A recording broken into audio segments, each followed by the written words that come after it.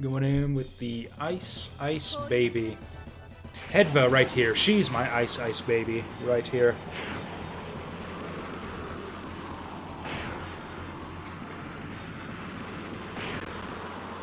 Whoa, look at that damage. I don't know what's... She used to be doing, like, only 16 damage with these. It's got... Oh. But once again, it's Synthesis with the kill steal here. I don't even care about XP distribution at this point. This is just too fun.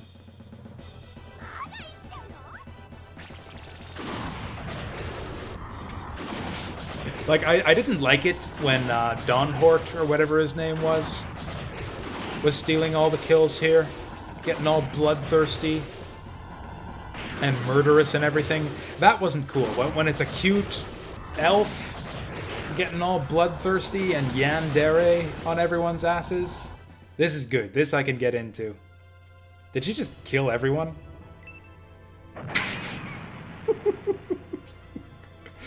Oh, that's delicious.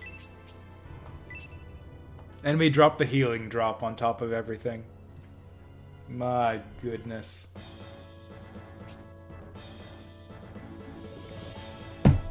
I agree. We nothing. It was all you, Synthesis. I think she literally killed, like, 3/4 of the enemies on that map herself. Yeah, that's right. Ryudo knows what's up. Ryo, did I get his name right? I don't care.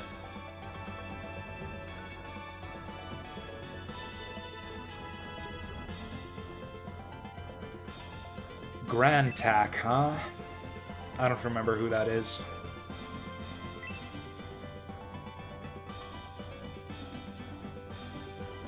Oh, right, Grand Tack's our tactician. He's talking about, yeah, our dude who made the decision to surrender.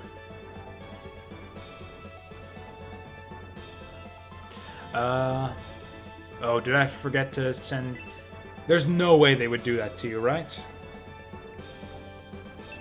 Although, honestly, equipment does not matter at all at this point in the game. Like, all of her equipment is store-bought, and everything in her inventory is herbs and healing drops and garbage. Like, it'll cost us... If she does miss out on her equipment permanently, it'll cost us... And she's a monk, too. Fists are the cheapest weapon in the game. It'll cost us literally $1,000 to re-equip her. Do you think we took too much of a chance with this plan? Not at all. I think this was a perfect plan. That was a very fun fight, actually. For once, that was a gimmick fight that was really, really well executed, I think.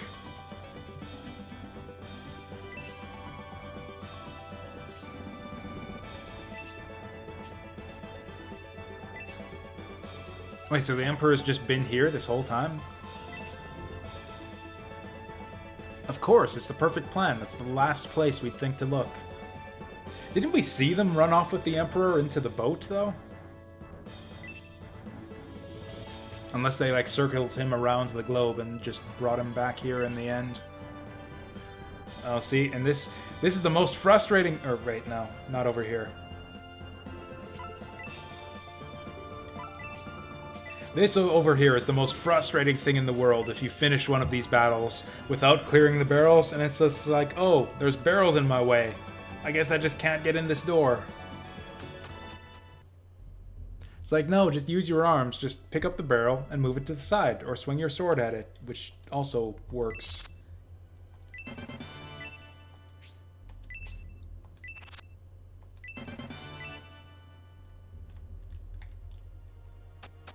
What else have we got up here? Ooh. Where are they taking us? See, wow, look at all this stuff. There's got to be something epic at the end of this corridor here. I can smell it. We spent 5 of Arthur's turns? Holy shit, there actually is. What the fuck? Were we just not gonna see this if we didn't clear out those barrels?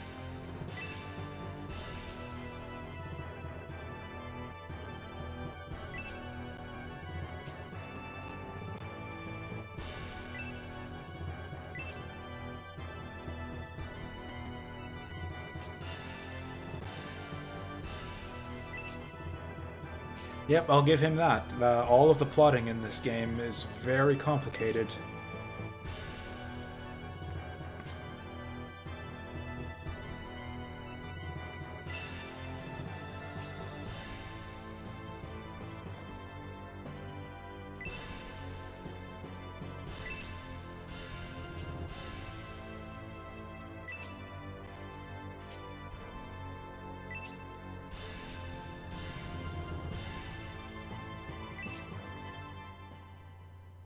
Oh, I see. So the Emperor's...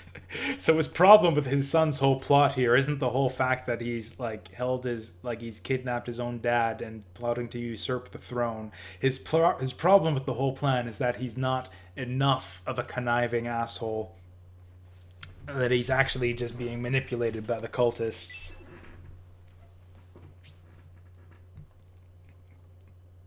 It's like if you were a real evil emperor material, you'd be like playing the cultists for your own ends, like I am.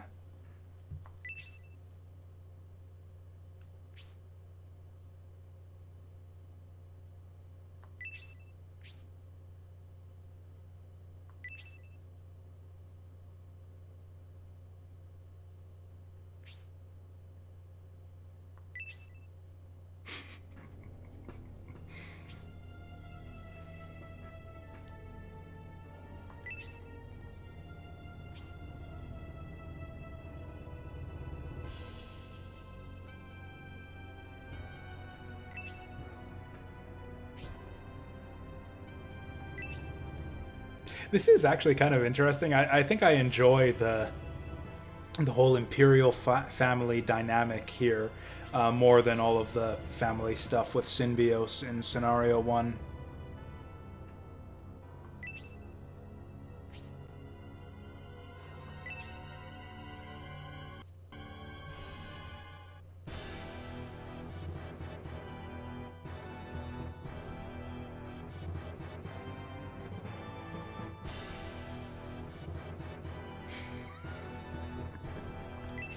That's right, we were going to run the city into the fucking ground!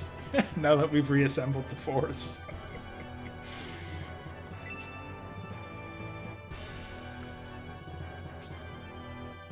The boys are back in town.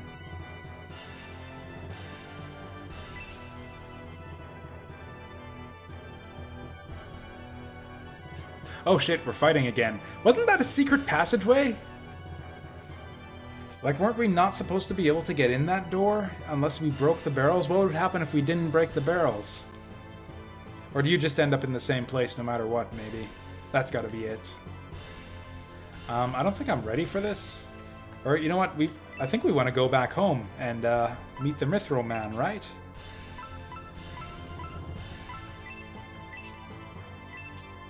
Oh, he is a little bit farther away than I thought. Oh, okay, we can get him on this side.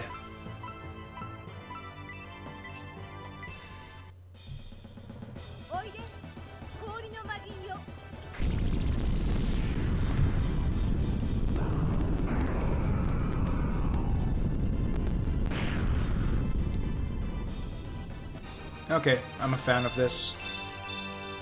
Not a fan of these very low MP increases on level up, though. Fucking Synthesis with the kill steals again. Okay. What? Oh, that's right. She's out of range. Oh, that's sad.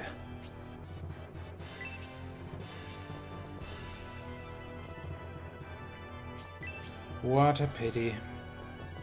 But yeah, we're totally going to egress out and get some mithril action going here.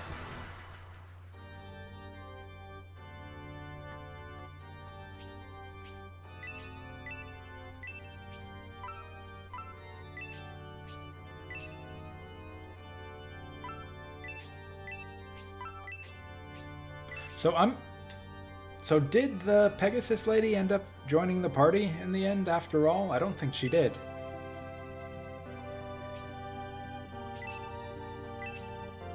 I was so psyched up to get a friggin' horse bird girl in the party, and now we don't even have any flyers anymore.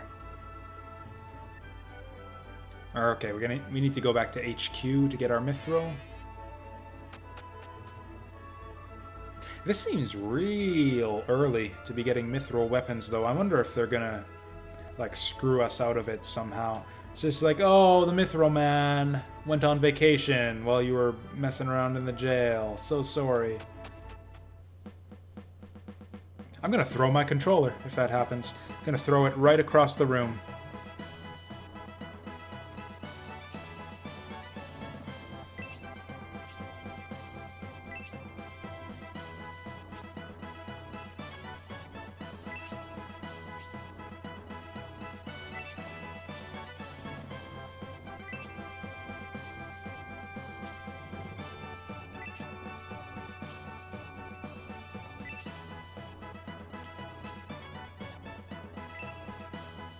Oh yeah, that's right, that Yasha guy. Forgot all about him.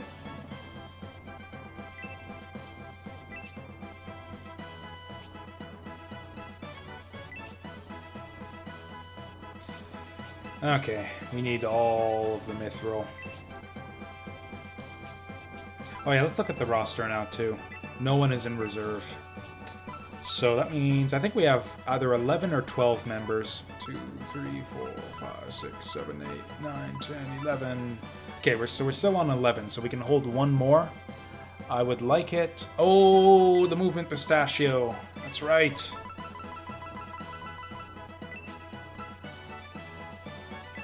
This is a big decision. This is maybe the single biggest decision in gameplay terms that you have to make in any Shining Force game. Who gets the movement pistachio?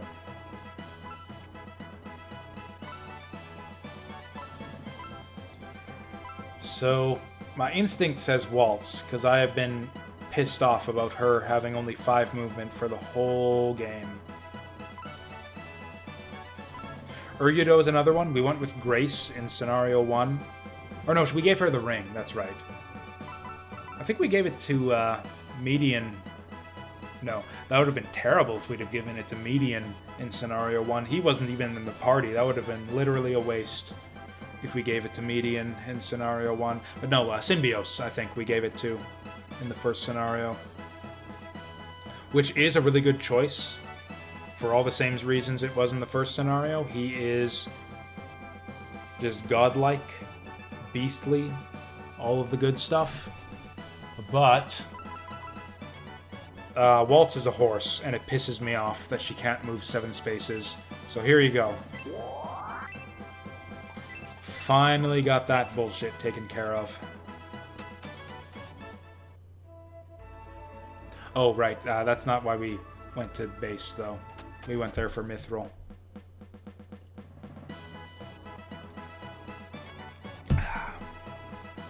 I don't think we even have enough space in the party inventory to take more than like 6 or 7 pieces of mithril. Okay, let's see if we can deposit anything. We're probably done with this key. We're probably done with this key. Or actually, no, we aren't, because we need to get back there for the next fight. Unless they let us through the front door, but I wouldn't bet on that.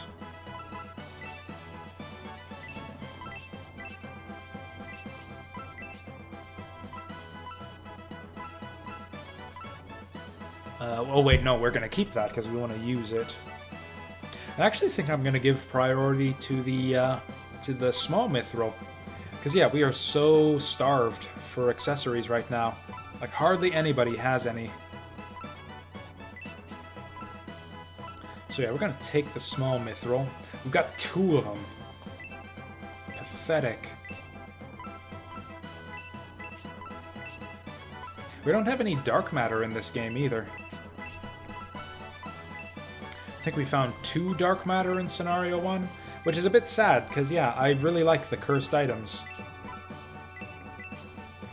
Like, a lot of the time we don't use Median just because I don't like him hogging all of the XP. So since he's kind of wasting his turns anyways, one way to kind of arbitrarily throttle his XP gains is to just curse him.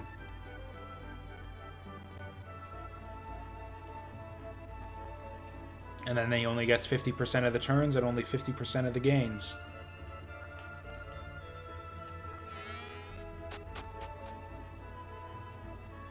There's no item shop in this town, is there? Now that I think of it. There's mythril and weapon in one place, but I didn't see an item shop. And I haven't seen any accessory shops at all in this scenario.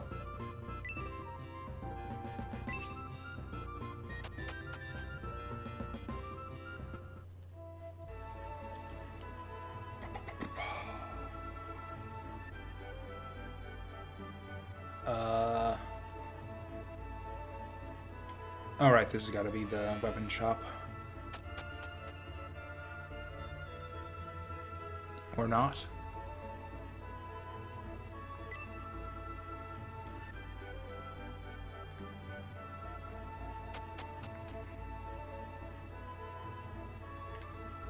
Man, so many little things they could have done to improve this game. Just like a map for towns. Fixing the, like the menus and inventory system. Making it a bit more user-friendly. There really does need to be a revival, I think, of the Shining Force series. It's such... For being such a kind of a basic strategy RPG series, like, I don't mean that in a disparaging way. Like, it's good to have games in every genre at all levels of complexity. I think it's fair to say that the Shining Force series is on the simpler end of tactical RPGs. And I think it's good to have something that fills that niche. And it would be good to have a modern game that fills that niche in the same way. I mean, it doesn't even have to be a Shining Force game, to be honest. Like a Shining Force clone would suffice too. I wish there were a broader diversity of indie games, like just straight up ripping off old games. Like, there's so many Metroidvanias out there, so many Mario clones, Metroid clones, those types of games. There need to be more. And yeah, now we've got rip-offs of Advance Wars as well. We need rip-offs of like Shining Force and Final Fantasy Tactics. Just every genre out there needs a modern-day indie rip-off. Or Love Letter is the... or spiritual successor is the non-disparaging term that you would use for that sort of thing. I do that sometimes, where I use like disparaging terms for things just because it's the first word that comes to mind. I'm big on just using the first word for anything that comes to mind. Oh, that's real cool. If there actually is like a spiritual successor to Shining Force in the works.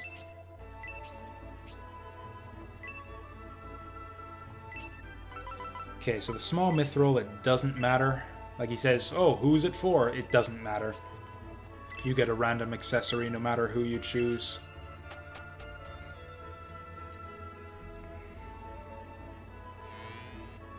You know what's really awesome about the mithril shop in this game?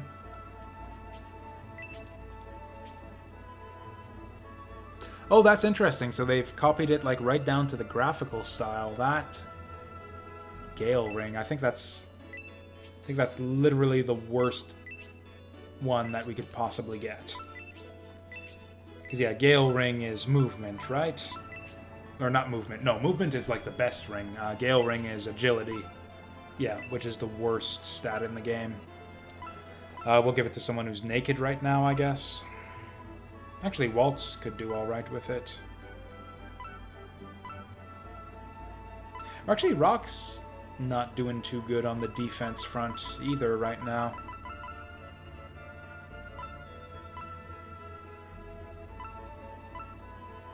Neither is Arthur, for that matter. Yeah, I think Arthur is our top priority. He just kind of sucks right now.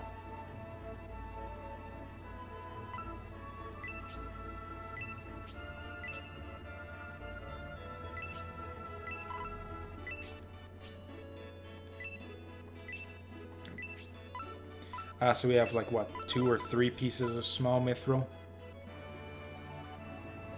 Actually, you know what? I always forget to look up game recommendations that are given to me on stream here, so I'm going to write that down so I actually do remember to follow up on that. I actually did a big like search for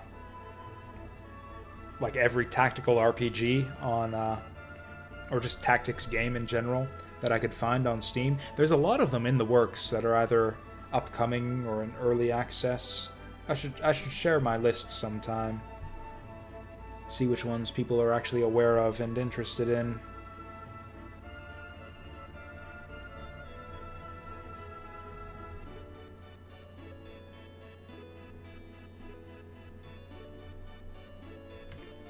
Okay.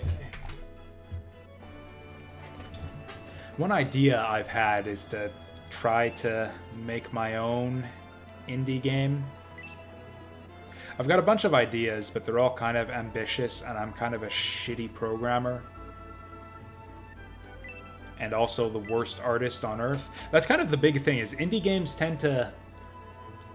The really successful and like good indie games seem to often be by like one-man teams, where it's like some sort of programmer artist extraordinaire. And I'm kind of shitty at both those things. I mean, I'm a modestly decent programmer, but I'm like the worst artist in the world. Wait, what? Oh, did I accidentally hit the wrong button?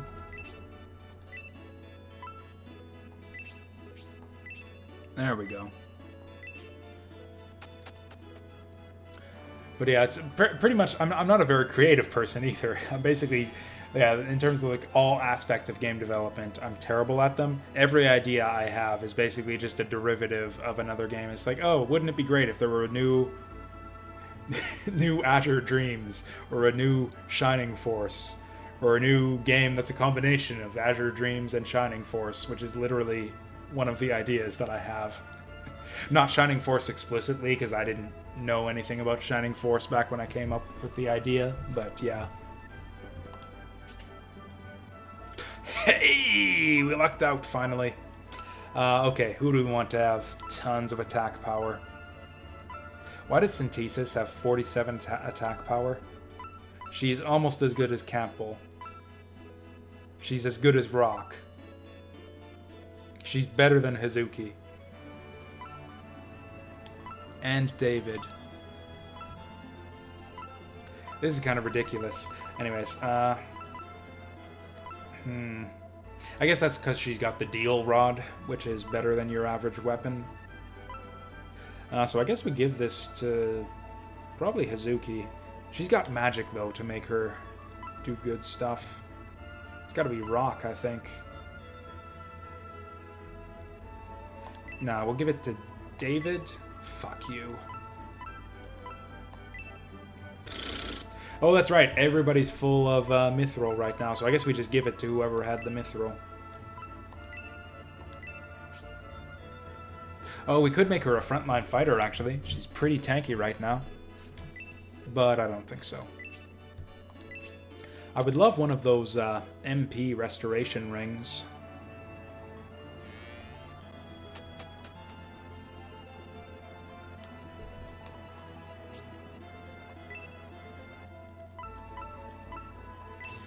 And actually, this is our last shot at it.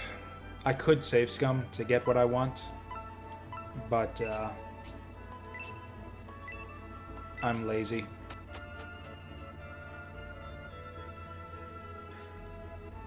It's not a big deal. Like, the difficulty of this game is not to such an insane degree that we need to get precisely the right accessories to win it or anything. Okay, now we decide who gets what.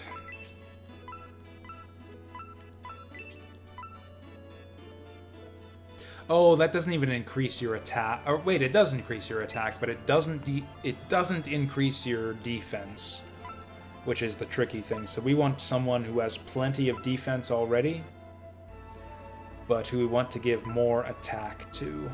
That might be David.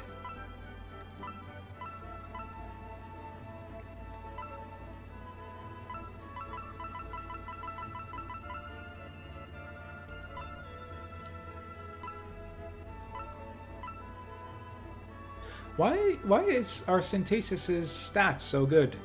She must have been getting crazy level ups this whole time without me noticing. She used to be the weakest person in the party in terms of survivability. She had no HP, no defense. Like, without her defense ring, she's got 30 defense, which is higher than pretty much than anyone in the party. Median's got 32 after you take off his ring. Oh, we do have the attack spell here, though, so we want this on someone who has turns to waste. Probably Hera.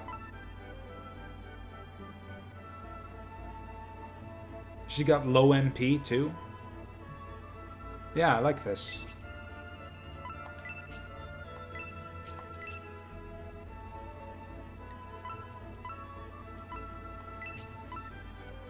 Protect ring is heal, too. That is juicy. So we need... So that's on use, so they don't need to have MP to be able to cast it.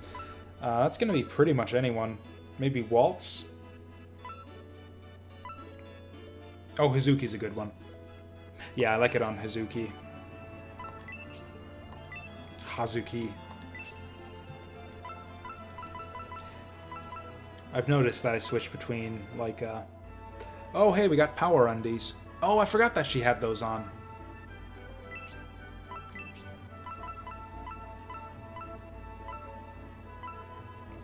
Okay, so we learned that that's not good on Waltz, because she won't be able to counter melee attacks, which is mostly what she'll be taking. Could wait and give it to my Pegasus friend when she joins up. Honestly, power undies kind of suck. Maybe we just give them to no one.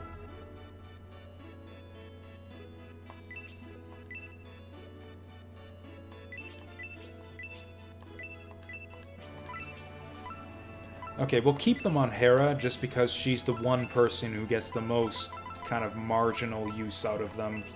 And we'll give that attack ring to someone else.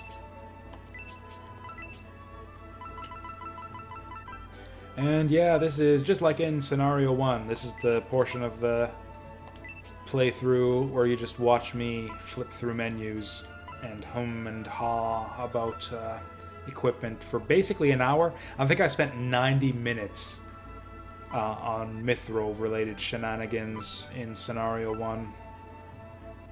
So yeah, if you guys need to like get to bed now or something, I won't be offended. We'll be pretty much doing this for the remainder of the stream. Which again, like I said, will probably be another 90 minutes. I think we just give it to David. Let him hit. You know what? Yes, this is actually a good choice here, because David has the benefit of having multiple different types of weapons he can use. So he can get a weapon type advantage against almost anyone. Can he use daggers? That would be amazing if he could use daggers.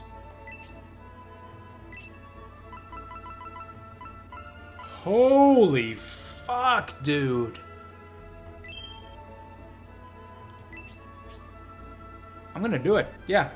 He's the Daggerman now. Man, you know, it was only because someone in chat told me that David could use spears that it was like, oh, he uses spears and axes.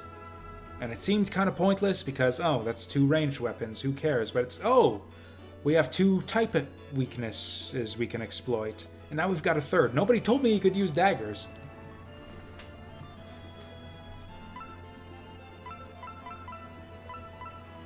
Yeah, so now we can just flip and hit anyone at double damage. So yeah, the attack ring is totally great for him.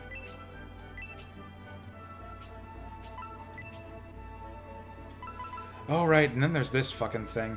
We can get mythril equipment for much cheaper, though.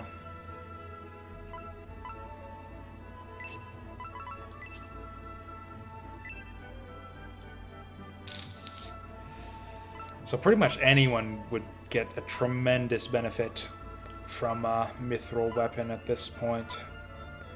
The question is, who's got the shittiest weapon? Who is in the most dire need of a weapon upgrade? I honestly think it's Median.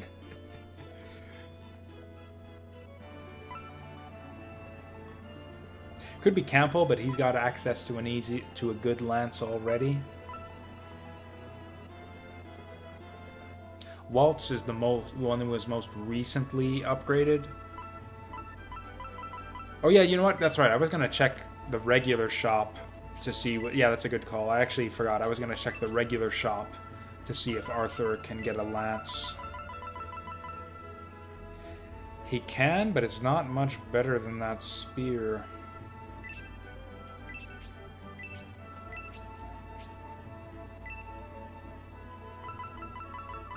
Like, I don't know. Who's going to be the... And the thing with Arthur is he's got magic, so he doesn't necessarily need a super awesome weapon, but who's going to benefit the most from this? Like, yeah, but a lot of these... So it's going to be a character who does nothing but hit things. Which means probably Rock. Rock or... Waltz is also good for absolutely nothing but hitting things. Campbell, but like I said, he's got a deal weapon.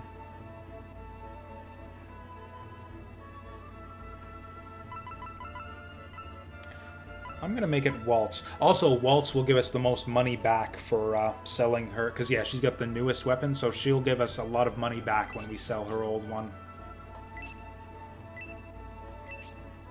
Oh, I guess her weapon is also the most expensive to forge in the first place, so no, I guess this was not the economic decision to go with here.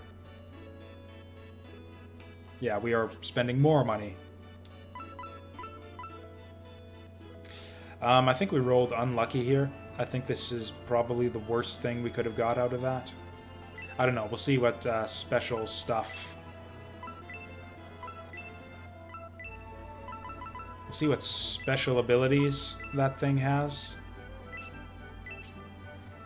But yeah, 5 attack does not seem like anything to jump for joy about.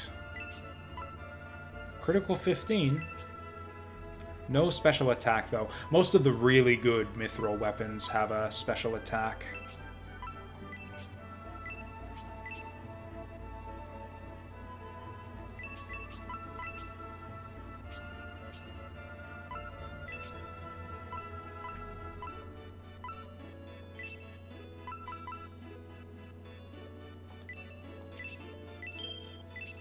Oh man, and her current quiver already gave her 5 criticals, so she's really only getting 10 critical.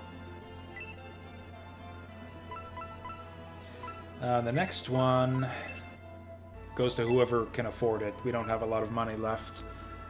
Maybe Campbell? I think I'm going to give it to Rock. And it's going to be the Tomahawk, or the Hatchet, I think they call it. Just because that's the one he's most proficient with right now. Also, I don't think we saw a mithril hand axe in Scenario 1, so we'll get to see some new stuff here. The Sky Tomahawk.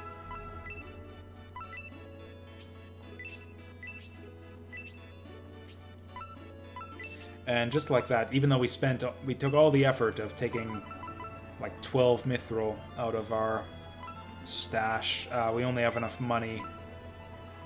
Okay, so he's got 3 range. I'm super happy with that. 3 range is beautiful.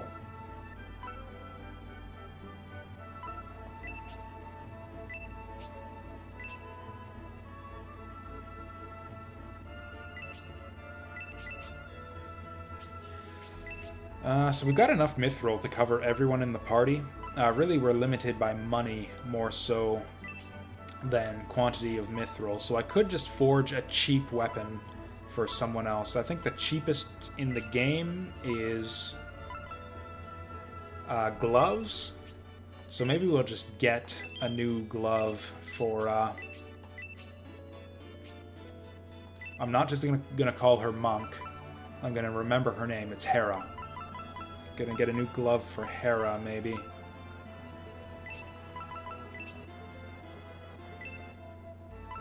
Unless there's anyone cheaper we can do.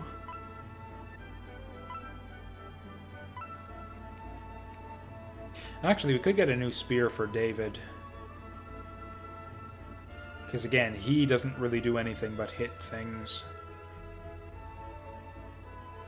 The thing is, I want him to get a good axe, though. Actually, that's the thing. We could give the axe to David instead. That's probably a better idea. Or is it? No, we kind of want axes. You know what? I might not even be able to afford it. Let's just get it to Hera. Oh, can't even afford that. Yes, it's too expensive.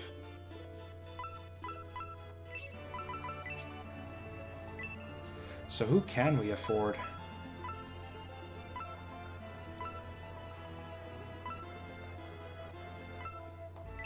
Shuriken, nope.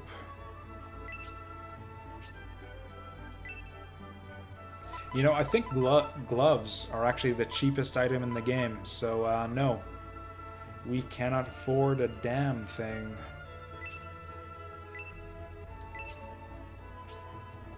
Okay, I'll try... Okay, let's go to the shop.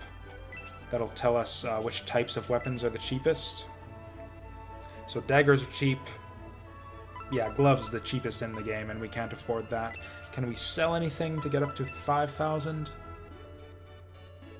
We probably can. We got more than enough healing drops for everyone.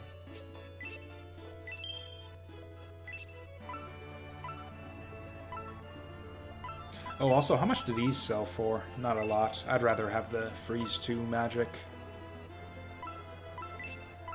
We'll sell these just to free up space. 10 HP and healing just doesn't cut it anymore. Most enemies hit for, I mean, about 10, frankly. But the ones that hit hard, the healing herb isn't going to cut it. How much money do I even have now? Oh, hey, that puts us over the top. We're at 5,000. We'd better not lose this next fight right away, because if we do, we will not have the money for revivals.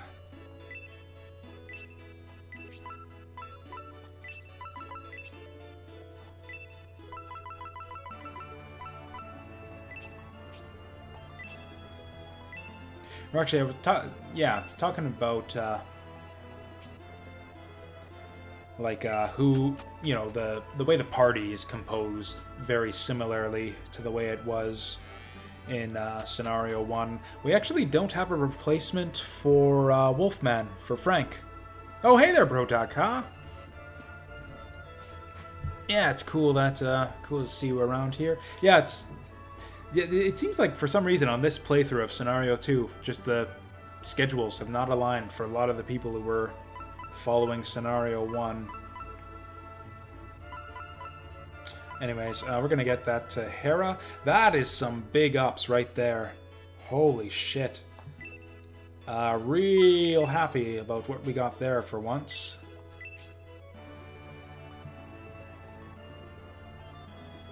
Oh, actually, you said that like 10 minutes ago, didn't you? I am slow on the draw there. Been so focused on my mythril upgrades. Also, I don't know if you were here earlier in the stream, but yeah. Dipping into the gin for tonight's stream, so my awareness is not what it might be.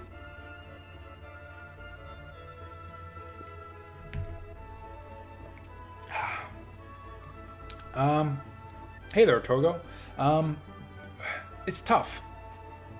It's like 2 steps forward, 2 steps back kind of thing. I really like the improved variety in the battles. There's like a whole bunch of like cool gimmick fights, especially here in the back half of the game, where it's like every battle is some new unique thing to really spice things up. Whereas the Scenario 1 was really basic with the kind of fights you saw. It was basically just defeat all enemies type stuff. So that's really cool. On the other, and then on the downside, Scenario 2 seems way easier than Scenario 1, so I don't know that I'm a fan of that. I was actually hoping they'd kind of continue to ramp up the difficulty, seeing as they seem to assume in this game that you've played through Scenario 1. So I thought difficulty-wise, I was hoping that Scenario 2 would pick up where Scenario 1 left off, but that's not really been the case. The plot is somewhat more interesting this time around, I think. I like all of the backstabbing Imperial family shenanigans going on with Median and his brothers and the Emperor and all that.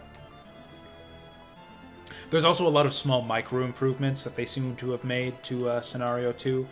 Some of the battle graphics are improved slightly. Combat animations have been touched up a bit. Like, it seems like they actually were continuing to like, I kind of assumed that like Shining Force 3 was all developed as one game and just split up into 3 parts. Just the way that they're reusing assets and stuff like that.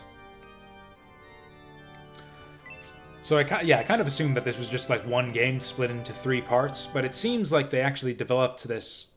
Oh god, please. Please, no. After an hour of mythrilling, I don't want to have to redo that shit. Oh, for fuck's sake, thank you. Thank you. That little heavenly save fanfare is actually like the hand of God coming down to bless my emulator here and not force me to redo all the mithril shit. But, yeah, there's actually been small upgrades to, like, combat animations are a bit less seizure-y this time around. There's actually some features that I specifically asked for in the first game. We've got a biography book, so anytime I forget who's who, there's a library in HQ where you can view character profiles, and that's actually really handy. Makes it a lot easier to keep track of what's going on in the story. Really, really like that addition. I specifically had a little talk in Scenario 1 about how great a feature that is in games like Final Fantasy Tactics, and they put it in this game now, too. So yeah, it's clear that they set out to deliberately try and improve this game compared to Scenario 1, so those little upgrades I appreciate. The waifu quotient. Oh, top tier in this game. It's like, yeah, top shelf waifus in Scenario 2 compared to 1. Yeah, Synthesis, I think, is just a straight upgrade over the elf wizard girl from Scenario 1. Way, way better than Mascarin in every way, even in gameplay terms. Yeah, she's just awesome. Waltz is a bit tomboyish for my liking, but I like the lipstick that she's got on after promoting, at least. Oh, Hazuki is great. You've kind of got to see her character model in the combat animations to really get the full effect, but yeah, she's got it going on, you know. Hedva, same thing. Awesome. Another, yeah, just awesome elf mage. Yeah, certainly a strict upgrade from Noon. Like, holy shit, that was just a... Dude looks like a lady? What? No, here it's, yeah. And then Hera is just a girl version of Khan, which is always a great thing. It's like the game Rule 34'd itself in Scenario 2. There's 34 is the pornography rule. What is the rule where everything has a gender swap? Whatever. They gender swapped Khan, and I'm a fan of that too.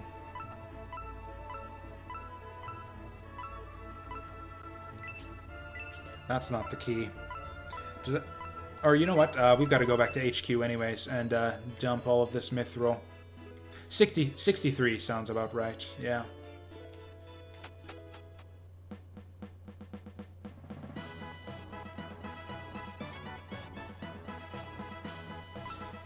Or should I just keep the mithril in my... You know what? I'm just going to keep the mithril in my inventory. But yeah, it's honestly the only step back from Scenario 1, I would say, is the difficulty, which is a big thing, don't get me wrong. It's actually... Yeah, I am quite disappointed, I would say, by the lack of difficulty in this game so far. And I guess also the other thing, as much as I like the variety in the different, like, just unique scenarios in the battles in this game, it's kind of the same problem I had in Shining Force 2, where all of the interesting battles are... Did I seriously put away the key?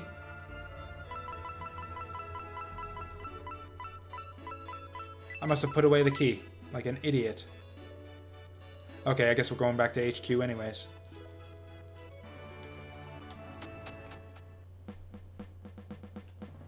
But yeah, as much as I appreciate the idea that there's all these interesting battles, most of them are very badly implemented. They're like interesting, but there's a bunch of stuff about it that's stupid and kind of sucks.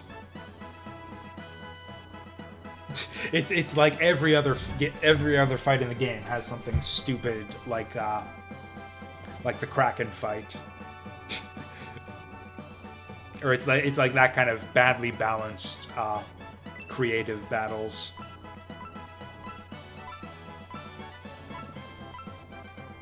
It's like I don't know how much of the playthrough you've seen so far. Or no, I'm not giving, I'm taking. Like there was a fight a few fights ago where we had like a bunch of basically like obelisks zapping nearby dudes, and there's no way to really predict where they're gonna zap. It's kind of trial and error to figure out where the pillars are going to lightning next. Speaking of trial and error, there's this stupid fucking refugee battle where it's basically all about manipulating the enemy AI through trial and error to try to get them to not target these refugees. So that was really annoying. Probably the worst fight in the game, I would say. There was the Kraken fight, which was real dumb. Kraken fight in this game is not as bad as the one in Shining Force 2. But yeah, Kraken fight here, he has like infinity range with his stupid bubble attack. And has a stupid, like, massive AoE. It's just like a big, like, damage sponge with a bunch of crazy AoE and range on him. It wasn't that bad, though. It was a decent fight. Not one of the worst defenders, for sure. That, mind you, the reason Kraken isn't awful in this game is because Shining Force 2 had the trick where to make bosses difficult, they gave them bonus turns. So it's like you'd, every boss in Shining Force 2 got 2 turns every round. And they don't do that in this game. So Kraken doesn't, actually just has a normal amount of turns in this game, which makes him not bad. And also the map is set up much more sensibly this time around. No! What key did I miss? What key did I fucking miss to get in here? I'm going to the guide. I don't even care anymore. What does the guide say about how the fuck to get in here?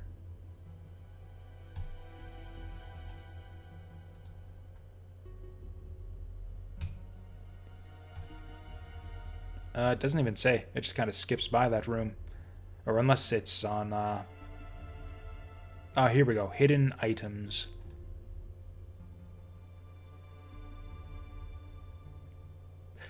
Note, find the treasure room before you enter the prison. Later, it is locked. We missed out on some really good stuff here. Holy fuck. So behind this door is a volcano wand, which is a rare wand, a magic rapier, which I was seriously considering like crafting a mythril rapier because we're still stuck with, I think, the starting rapier from Median, and a large mithril and a dark matter, which I was also lamenting the lack of dark matter in this game.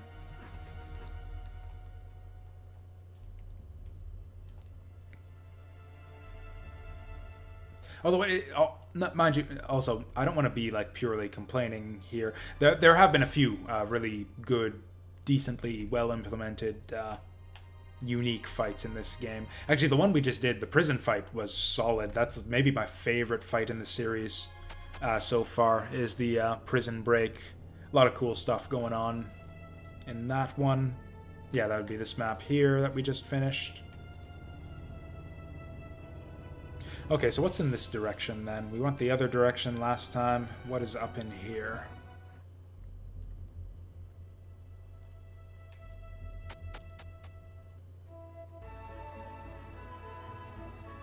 Oh, this does just lead to the same thing. Maybe, probably.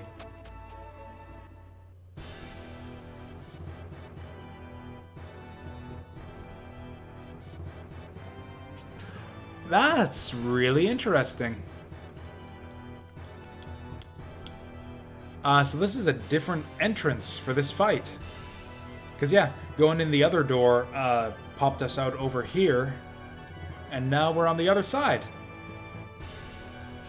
That's really cool.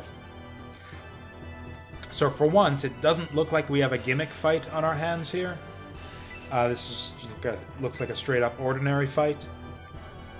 That's the other thing, too. There's been a preponderance of gimmick fights in, like, I think since the end of,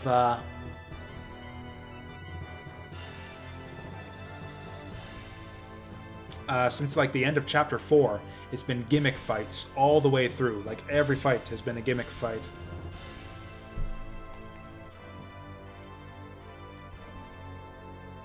Also, yeah, apparently I've really had too much to drink, because I didn't even notice before how Pro Daka misspelled my name up there. Oh, you know, I forgot. I switched over to Twitch, only displaying the Twitch chat up above here on the stream video, since I was having problems with...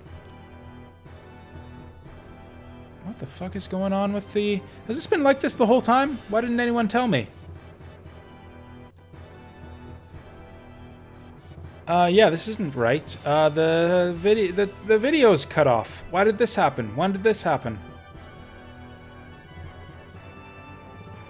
This needs to be fit to the fucking screen. Okay, so it wasn't... Okay, so the video wasn't cut off. It was just not sized properly. I don't know how I missed that. Jesus, I can't even blame the gin because I wasn't drinking gin at the start of the stream. How long has that been like that? That is... Oof. I feel awful about this whole stream now.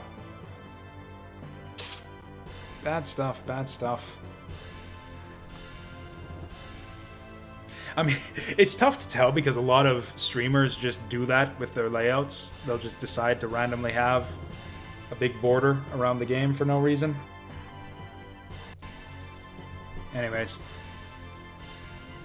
Well, I guess I can't complain about having my name misspelled after a blunder like that. I deserve to be misnamed if I can't even display the frickin' game properly on my stream.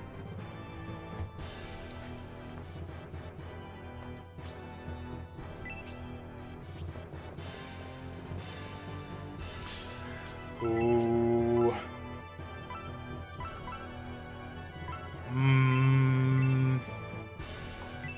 She's gonna massacre this guy. Watch this, watch this. Go, got him! Oh, he's throwing the rock this time. 64. Okay. Another level, too, because she apparently didn't have enough of those.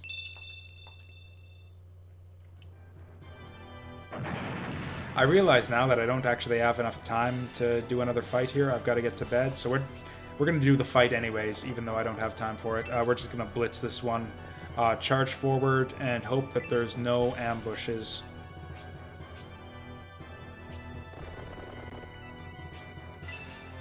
Also, it looks like there's only one mage. That's maybe one of the...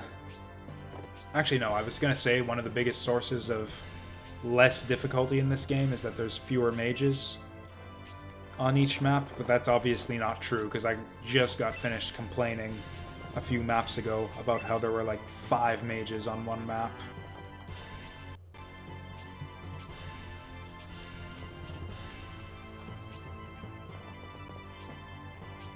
Scenario 1, I think, had more maps where there's like mages dispersed throughout the map. Whereas in this game, it seems to be like there will be one cluster of mages at the end of the map, but not mages all over the place. Yeah, I can play whatever Saturn game I want as far as I know. Saturn emulation seems to be quite functional these days, so yeah, I can totally play yeah, whatever you're interested in.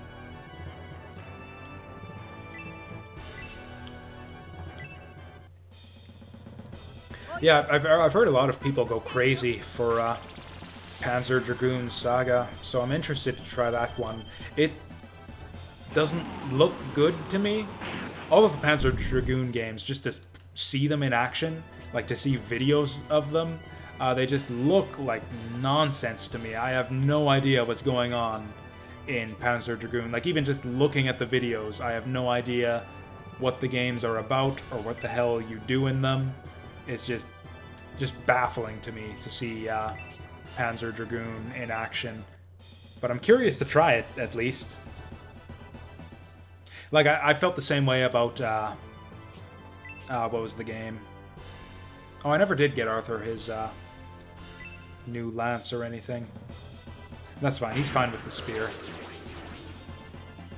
I felt the same way about Nights into Dreams until I played that game.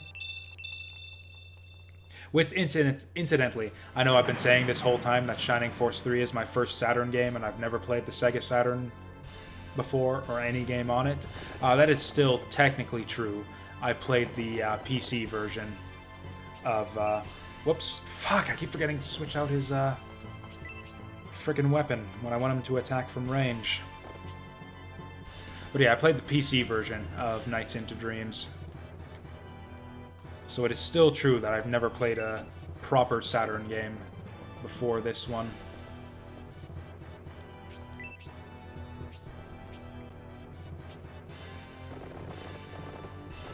Oh hey, we can shoot dudes from, yeah, extreme range now. Does Waltz have a defensive accessory? If she doesn't, she really should.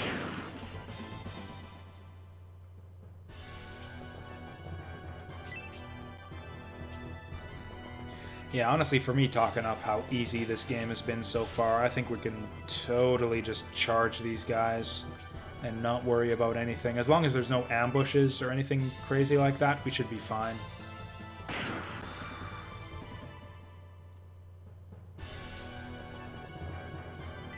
Oh, hey, he's going for Hera here. Counter. Okay, are the power undies just like some kind of sick joke where it's like it says it gives you counter, but it actually gives you nothing? Because basically every single person we've ever put these undies on has just failed to counter anything, ever. No power undies wearer, despite the supposed plus 15 crit rate, or plus 15 counter rate or whatever, has never countered a single thing.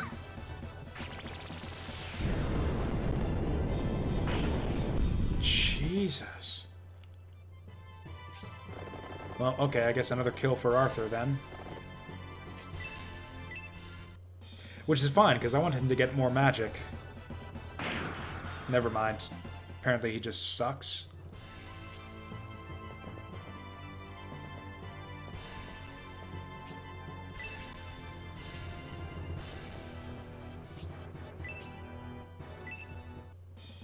Oh, hey, Hazuki fell a little bit behind in levels at some point. Although not in weapon levels.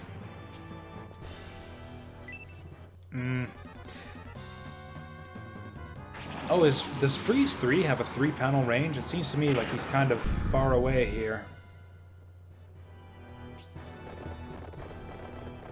Oh, that's just what we want. That's just what we want right here. Although it actually doesn't matter that this guy gets killed anymore, since, Oh, you know what? Yeah, let's pound this guy. Actually, no. We've got some guys who need healing. Hey there, Chrono is me. Chrono is me. I finally parsed that. I am so bad at, like, parsing the names that are multiple words all mashed together, but I finally figured one out. Chrono is me, thank you for the follow.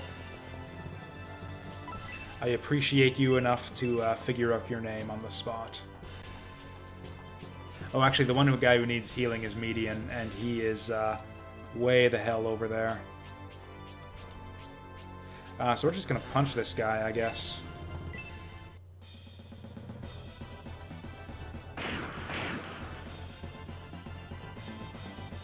That was a good hit.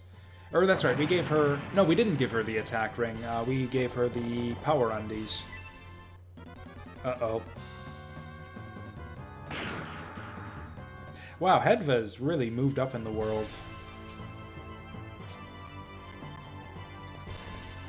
Like, yeah, it used to be she was always in danger of getting one-shotted all over the place, and now she's tanking hits better than, like, Arthur or David or any of those chumps. Whoops, shit. Thought she'd be in range there. Oh yeah, that's right, Rock. Speaking of range, Rock has a 3-panel axe now. And it hits pretty hard, apparently.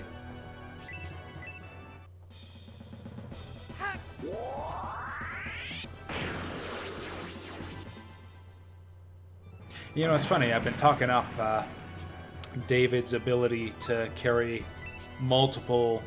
Basically, he's got access to every weapon in the game, every weapon type, so he can always have advantage against whoever he hits. But we always just have him use the axe anyways. And I think most of that is just because he's one of our only axe users. We've got one other axe guy in the party. We've got, I think, 2 lancers, and we used to have 3 swordsmen until 2 of our swords... Are they just patrolling? That's adorable.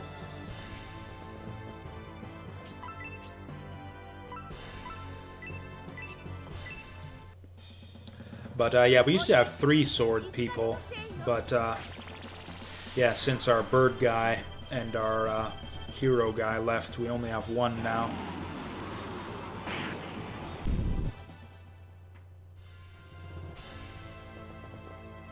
Oh, so close! Oh, I wondered to just fuck those guys' shit up. Oh, hey, we can fuck some of their shit up. This should get this guy, right? Even with his, like, bonus magic defense for being a wizard, he should go down. And this should be a level up. Uh-oh. I'm gonna make a safety save after this, because, yeah, that hanging right there usually means we're on the verge of a CD read error. It's been a while since we've seen one of those. You know, I think it might have just been that one fight. There was that one fight where we kept on getting the CD read error, but I haven't seen it since then.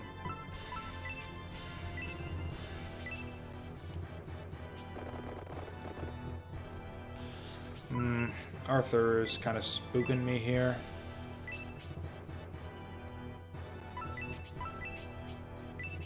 Oh yeah, that's right, he doesn't have any other weapons. Let's see how he does with the attack. Not so good.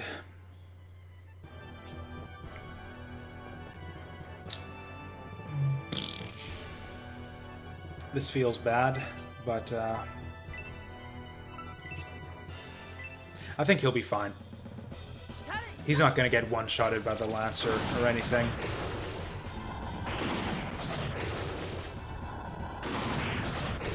I should have done the level 2 spark. What the hell was I thinking? Campbell's going to clean up here, but he might go down. Uryudo is not going to be in range to fix this for us. And they're not even grouped up for an aura.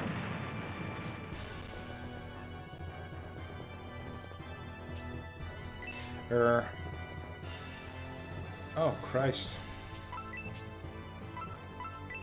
Not even in range to heal Hedva over there.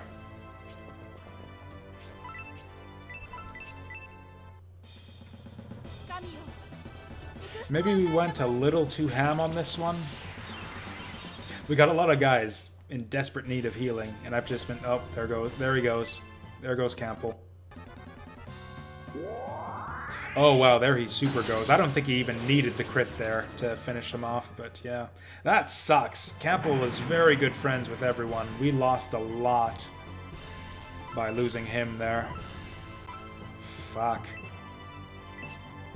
Okay, so the aura gives us enough range to heal him. Campbell would have been in range, but the turn order didn't work out for us.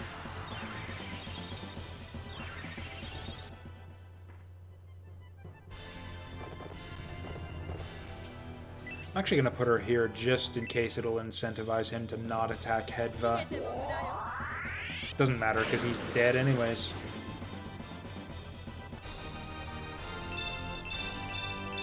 Oh wow, she was actually way behind everyone else.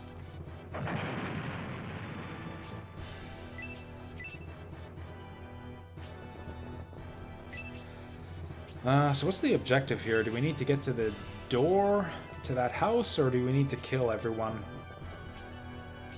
I'm gonna kill everyone. This fight seems too simple to be just a kill everyone fight. Like, I bet you that we go through that door and then we're to the next part of the map, and then the shenanigans begin.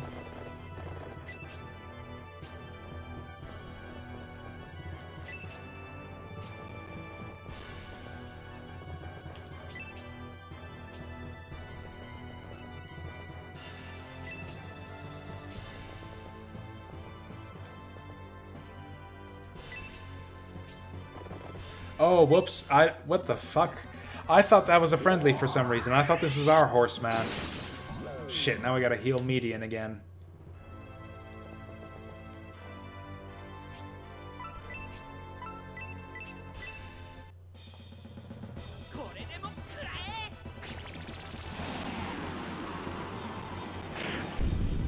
We're not gonna heal him right away, mind you. We're gonna try to group all of our damaged guys together. And then we're gonna aura them all at once. Because yeah, MP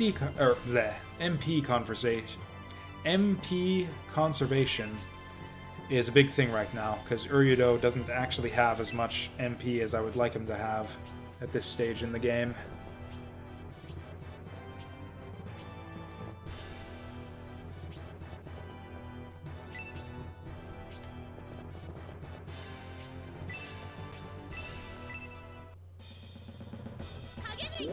Oof.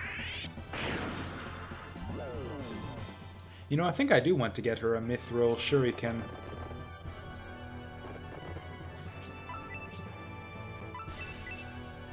Yeah, I think the magic is more reliable from Arthur right now.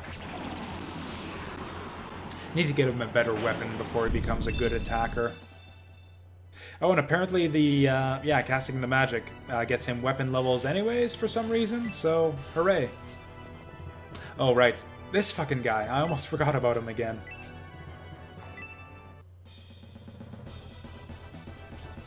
Oh, for fuck's sake. Oh yeah, that's right, the illusion thing. I forgot about that. That was my bad.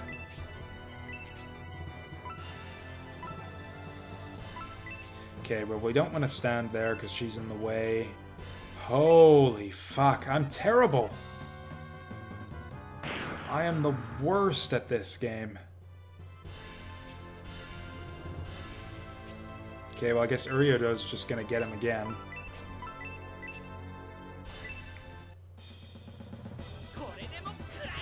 He's actually a little bit underleveled. I guess 6 is underleveled now, so sure. There he goes. New magic! Boo.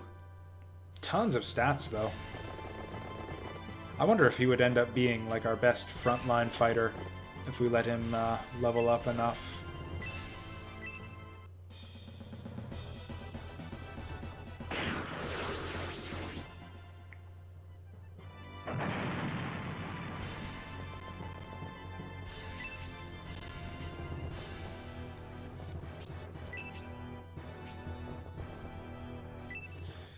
Oh, how bad is this gonna be? Not bad. Yeah, every level up really helps us at this stage in the game. Like, that 2 defense that you sometimes get really does make a difference when you're on, like, 30 HP total. Get paralyzed! Damn it.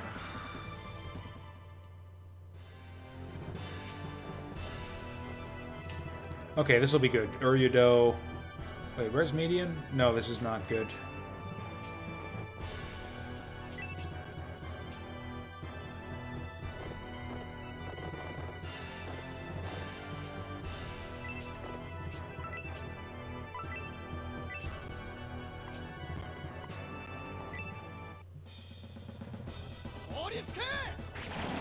It depends on the weapon. So weapon level... Basically, there are different tiers of weapons, and the higher the tier of the weapon, the more you benefit from having extra weapon levels. So he's got, I think the spear he's got right now is kind of a shitty one. So extra weapon levels aren't going to help him a ton at the moment. Generally, I think the mythril, like the end game weapons, are the ones that are the really good ones where your weapon levels pay off a bunch.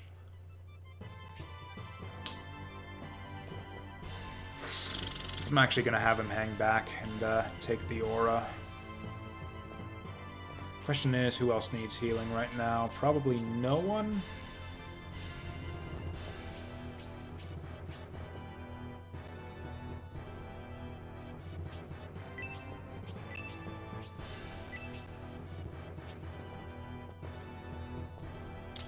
Yeah, we're gonna have her move forward, and she'll be our healer on the front lines.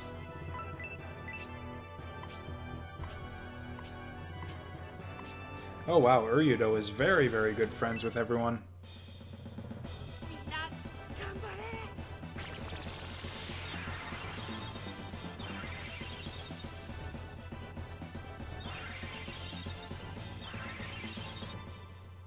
Or actually, I kind of wrote down the way weapon levels work.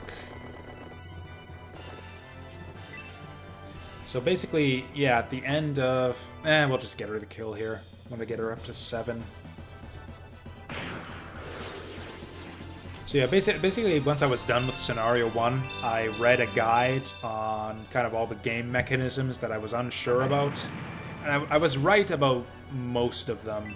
Like, I kind of figured out, just by playing the game, in Scenario 1, the way that friendship levels work, and weapon levels, and a lot of that stuff I was mostly right about. Just in the way I guessed things would work by seeing them in action.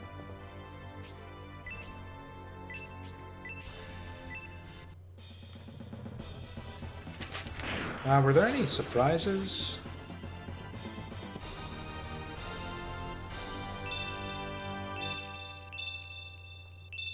Yeah, I didn't quite... I didn't know about, I guess, the weapon scaling thing. So, like, I knew that you gained bonus damage from having higher weapon levels, but I didn't know that it was, like, an independent bonus depending on the type of weapon, or depending on the tier of weapon that you had. I didn't know about weapon tiers until I read about it in the guide.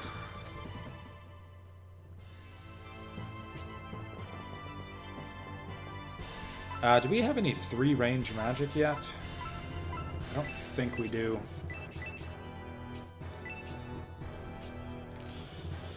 So Arthur's in a bit of trouble right now.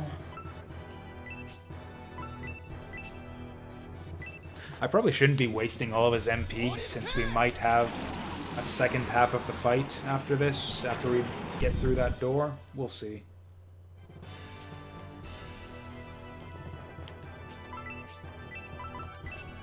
We won't make that mistake with Synthesis, plus she doesn't need to waste a bunch of MP anyways, because she does all of the damage with just her 2 MP Blaze spell.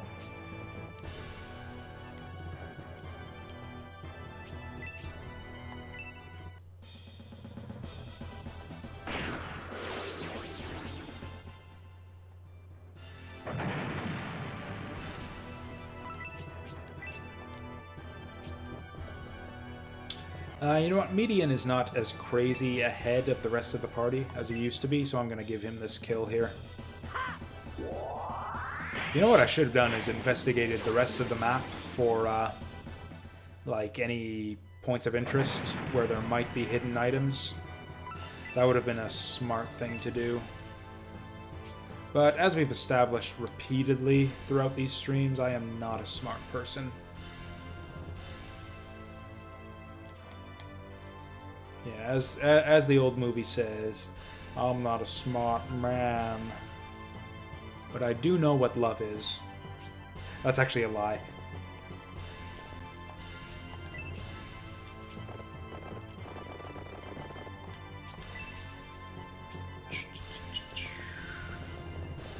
You know what, I think we can actually get range for the aura here. It's actually crazy just how much better Aura is than your standard heal spell. It's got better range, it's got an AoE, it heals more HP, and it's more MP efficient. Like, why would anyone ever use heal, really, when you've got Aura on hand? Morons, that's who. You know, people like me.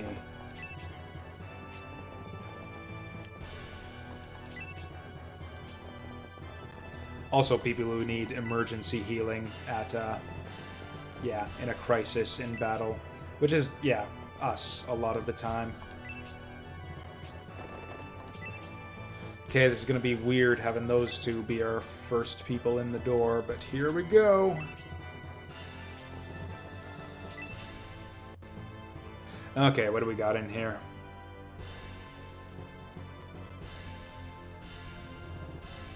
Oh, hey! We managed to, yeah, barge in on the Emperor's little audience here.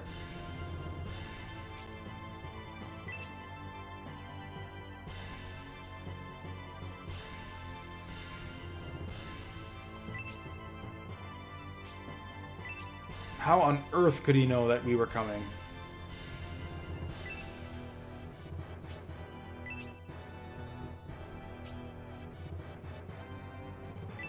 Who's this guy again? I'm gonna have to look him up in the biography book.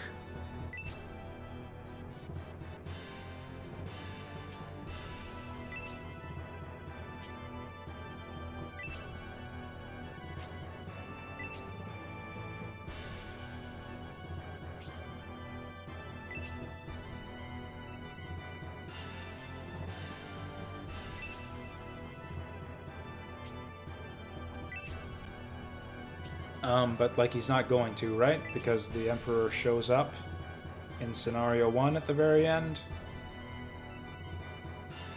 So something's gonna happen here. Or is he, Fiali in disguise too? Oh!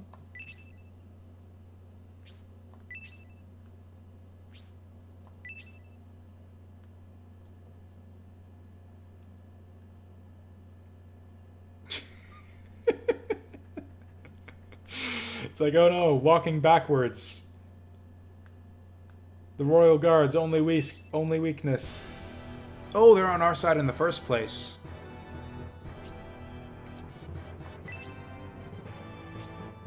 So how do we end up fighting these guys in the end? Like, we're totally, like, 100% on the Emperor's side here, right? Unless Arant summons a bunch of dudes in here. Like, this fight's over, right?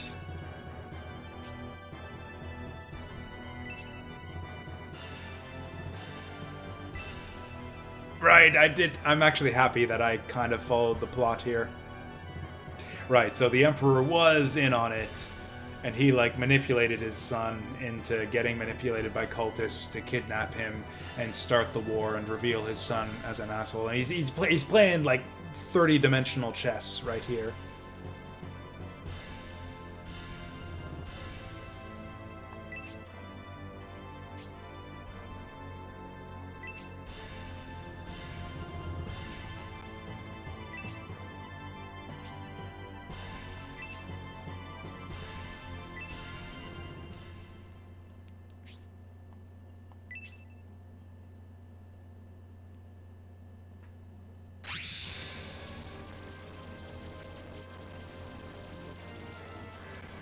Wasn't there a fourth cult leader? Are we ever gonna see that guy again?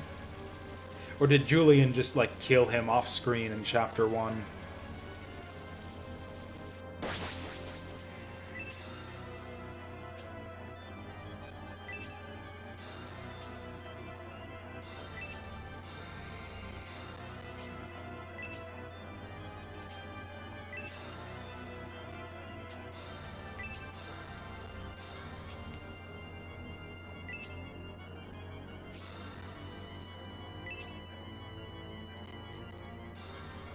I wouldn't say they're all here. There's like 3 of us here. I mean, maybe that'll be enough in the end. We've got those Royal Guards to back us up.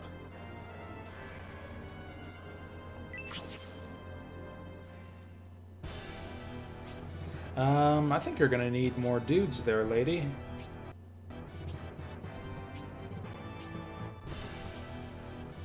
Like, I just cleared out twice this many dudes in the Imperial courtyard. Plus, I got my Royal Guards here to back me up. Oh, you stand no chance.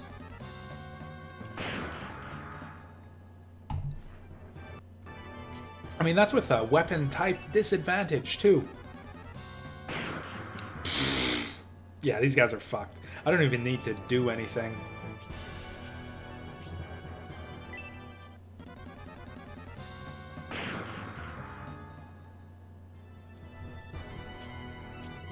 I think everyone's all healed up for this part of the fight, so yeah, we can just pile them through the door. Oh, that really sucks that Synthesis is going to be a turn late. She's like my heavy hitter. She's the main attraction and all that. Wow, she's the only one who's going to miss this round out. That sucks.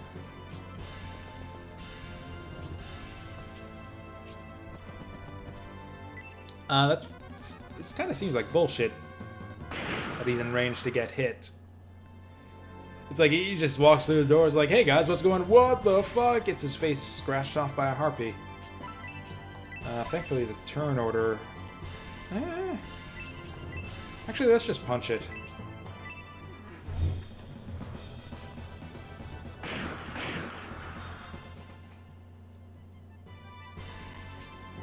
Because that other one's going to get a turn right away. Oh, so this is how it's going to go. I mean, I can't complain. This is literally what I suggested. It's like, hey, you're going to need more dudes, lady. And sure enough, here they are. Oh, hey, we can get the bonus damage from Median. Let's do that.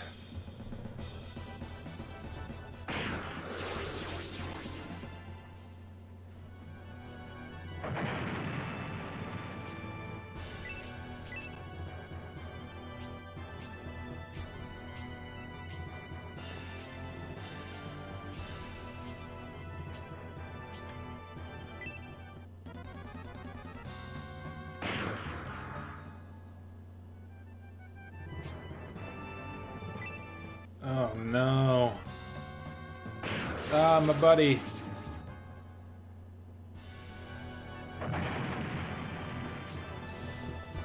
Okay.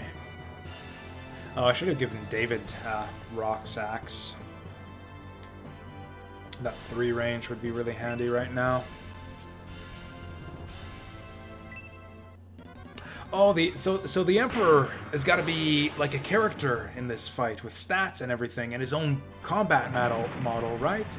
I kind of want to see these guys lose so I can see them get to the Emperor and see what he looks like.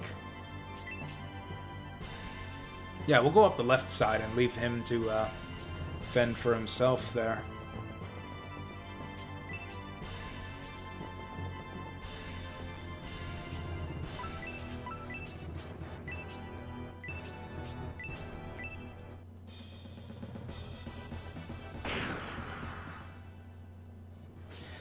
Hazuki's damage has really fallen off. I don't like the look of this. Oh no. It's fitting that Hazuki's the one to trigger his arrival, at least.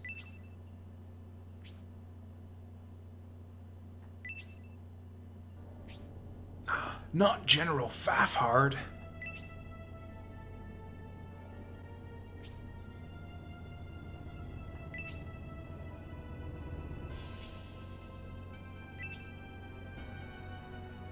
Honestly, there's too many characters. I have no idea who that was. Like, I remember in Scenario 1, we wiped out, like, 5 Imperial generals in a row, one battle after another. I just can't keep them all straight.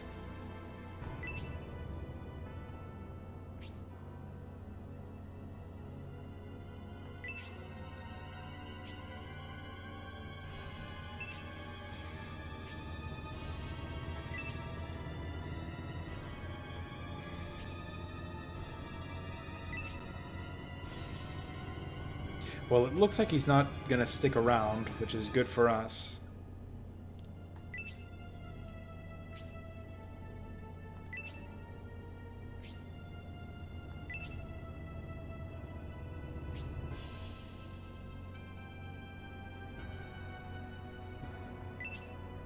That's not actually true. I don't think we've fought a single battle with Synbios.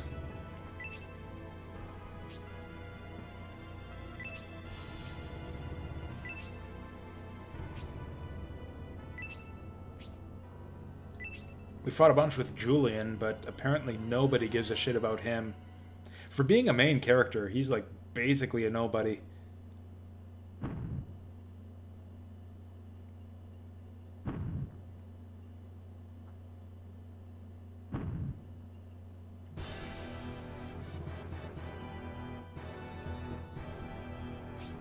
I guess Synbios isn't exactly a prince, but he's an important dude.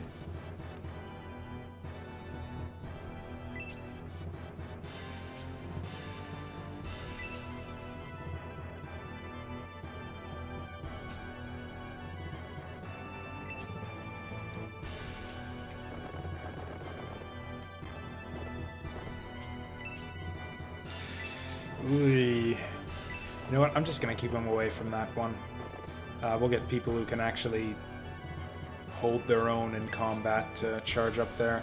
Like Mr. Meat. Oh, never mind. Median's no good. Ooh. This might not go well. If she gets confused, maybe we just kind of... Okay, just illusion. That's fine. I was gonna say, if she gets confused, we might just leave her on her own for a minute. This guy's got a ton of health. Enemy mages are so friggin' tanky compared to our mages. What the hell's up with that? Okay, surely somebody needs healing by now. There we go, Rock could use some help.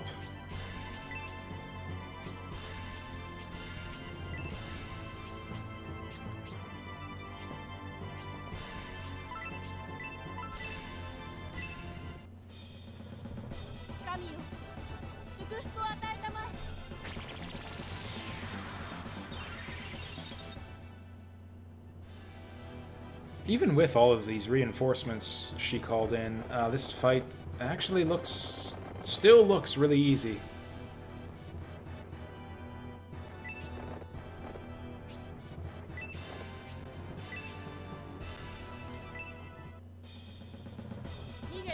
Oh, this should be a kill right here. Boom! Headshot!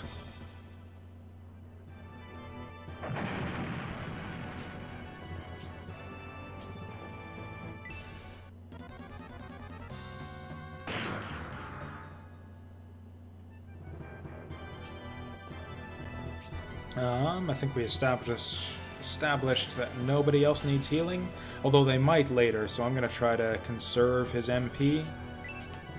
We'll just club him with the staff, I think. Because apparently that's effective? This is not going to kill him, right? Whoa!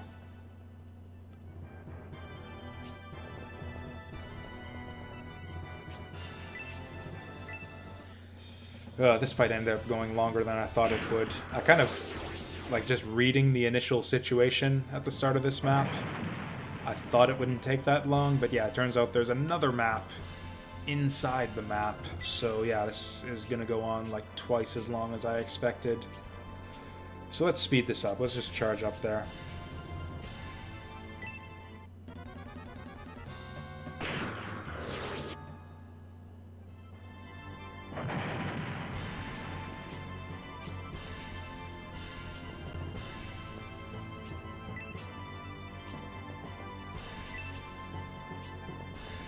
Ooh, she needs healing.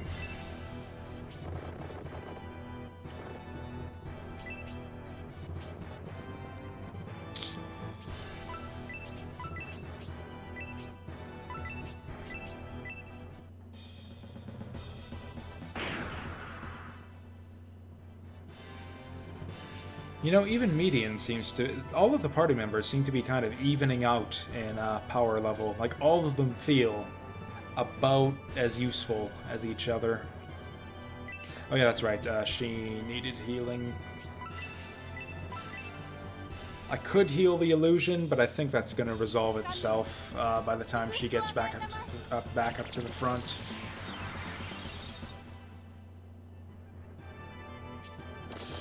Do I send her around the other side? Might as well. Let's use the other axe just to gain levels with it. I know it sucks, but... Yeah, we probably could have killed him with the other axe. Hopefully he doesn't get a turn right away. He's gonna get his turn right away. Shoot. Oh, no he's not. Yes he is.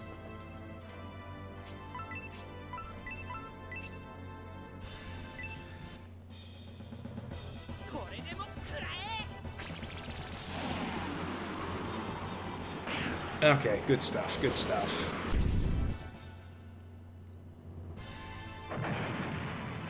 So yeah, this is a new type of masked monk and everything too, but we aren't even getting hardly any XP off of him.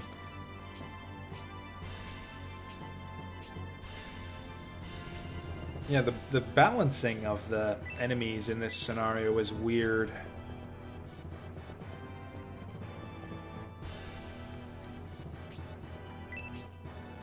It's like, yeah, Shining Force 2 and back in Scenario 1, there seemed to be like kind of a steady increase in power in the enemy power level. It's like every new enemy would be like a consistent step up from the previous one.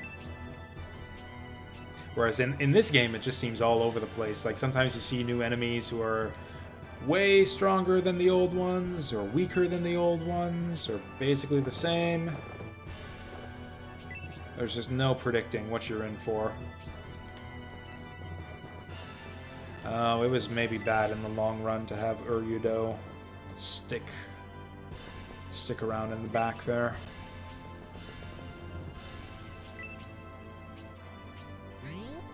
Uh-oh. Oh, okay, they're just gonna keep on assaulting these guys here. Maybe it's good that I brought them some backup.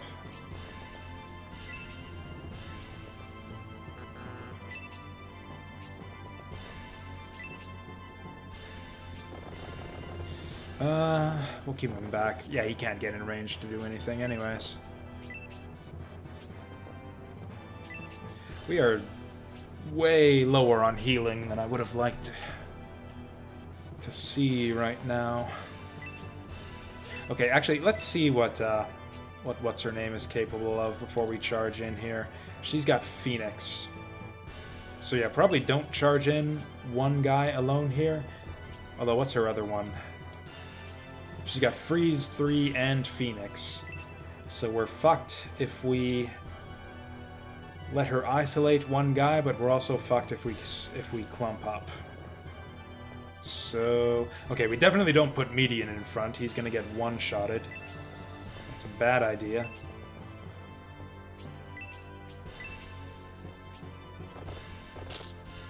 Huh.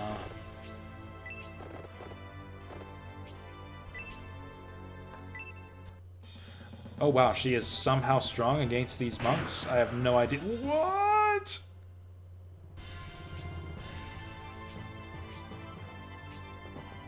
Or are these just the same masked monks we fought way back at the start of the game, just with a bunch of bonus HP? What? Oh, that's right, I gave him the melee axe like an idiot. Apparently they don't want to move anyways, though.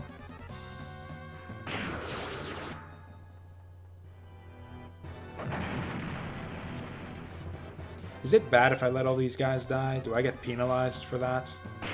Also, that centaur guy in the center doesn't seem to want to do anything. It's like, hey, pick up a spear, dude. Do something useful.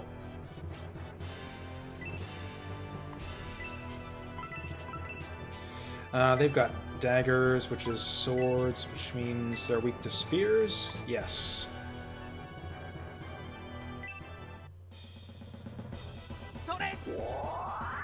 Oh, he doesn't even have any levels and weapon levels and spears yet.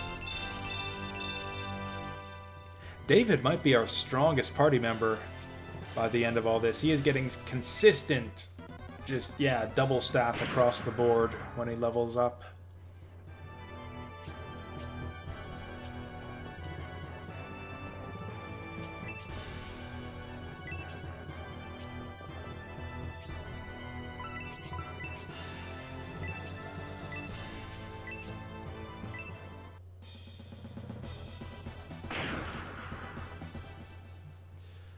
Just short of the kill there. Yeah, Hazuki's really falling behind here.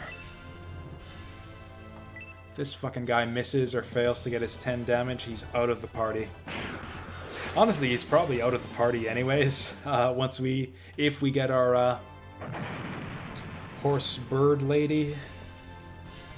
If, what's her name? Honesty comes back to the party. Oh, goodbye, David. Yep, you're done.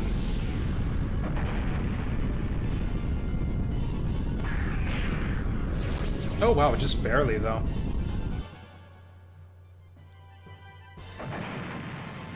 Yeah, there's not much we're going to be able to do about that other than keeping everyone grouped up together.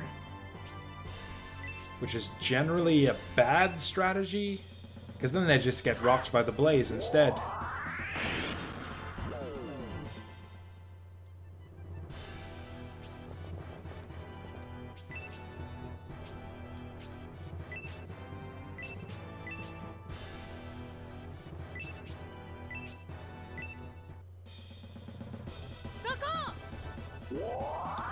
Ah, there's those unnecessary crits we've been missing all this time. It's been a while since we've seen one of those. Waltz is getting crazy levels too now that crazy stats on level up too now that she's promoted. This is a better friggin' miss. Okay, whatever. It did 1 damage, which is as good as a miss.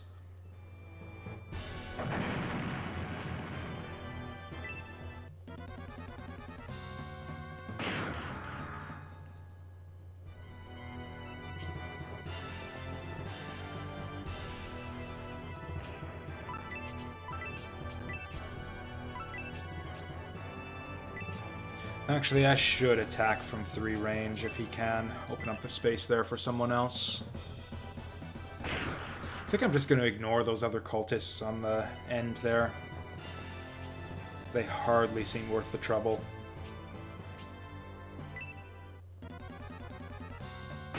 Also, we'll probably just end up killing them incidentally with, like, magic or something. Like so. I am not sure if I like the idea of having her up front here, but, what's done is done.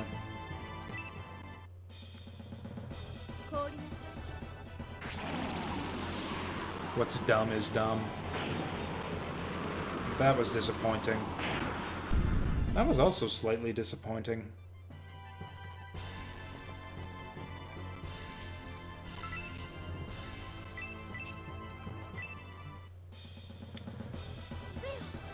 Okay, let's see how this friendship...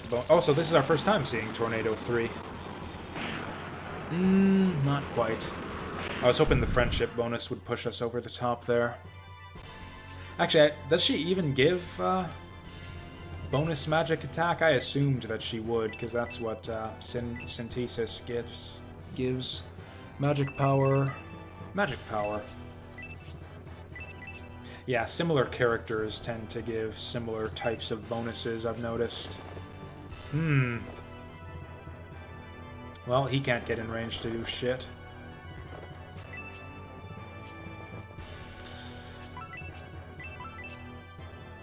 I think we gotta do this just on the off chance that he gets one-shotted. Also, this gives him another neighbor in case she wants to cast summon magic directly on him.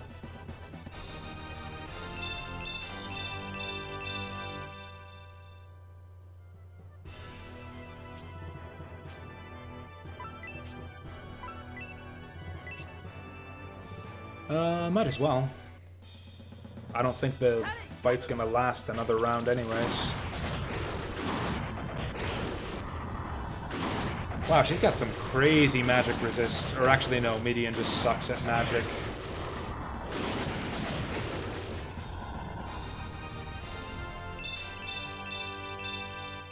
Does Spark disperse its damage too? That's what it looks like. I was sure it was doing more damage before.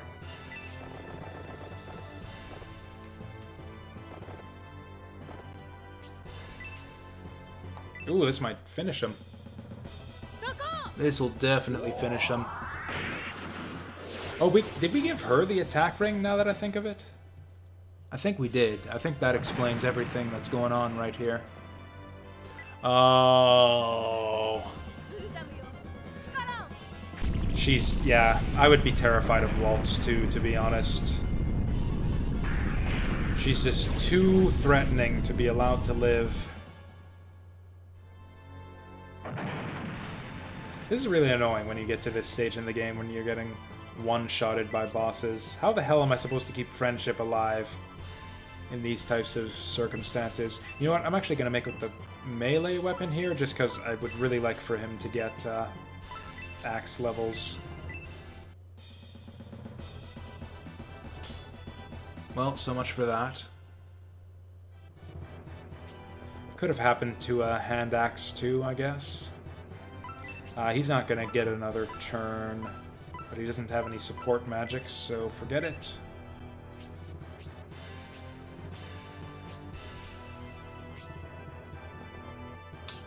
Okay. You want to do the fucking summon game then? Put all the damage on one person? Okay, let's do that.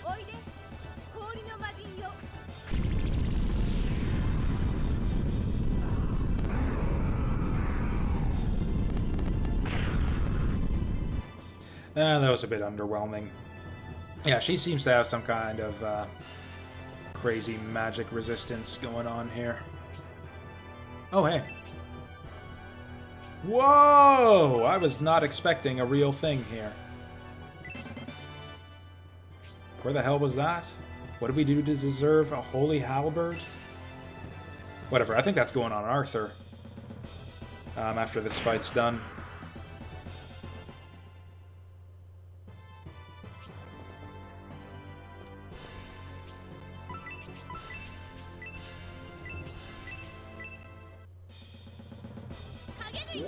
Oh wow, I've been playing for a long time here. I thought this was just going to be like a quick little evening stream here, get a little bit of playtime in. Since I'm feeling not super tired out after work and everything. Actually, I guess I was at the outset, but just playing the game kind of energized me. A lot, apparently. Because, yeah, what I thought was going to be like a 3-hour stream ended up being closer to 8. Oof. I will probably pay for that during tomorrow's shift. But for now, at least, this was a good time.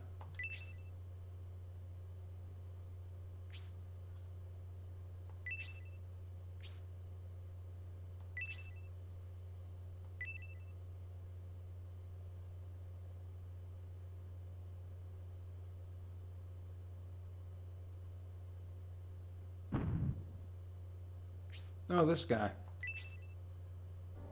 Again. I don't know what it is about that phrase there. Oh no. You'd think that oh no would have exclamation point there in context here, but it sounds like he's being sarcastic. It's like, oh no, it's Yasha and his tricks.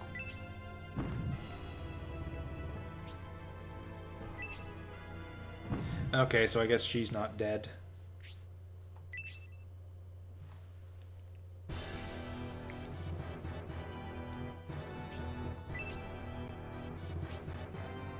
Oh, right, I meant to look him up. I can't remember. Yeah, they talked about Garvin before.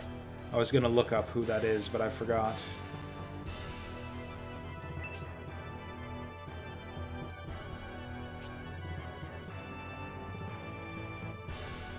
Okay, so they're talking about the thing that ended up being the final battle of Scenario 1, I think?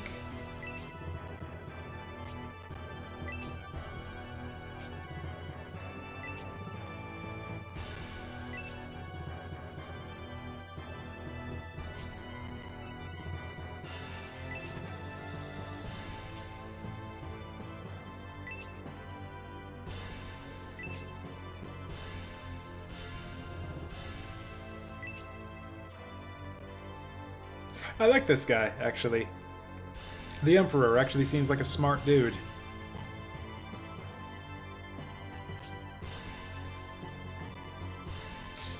Do I have a choice here? No, Dad, you can fuck off. I'll do my own. I do what I want.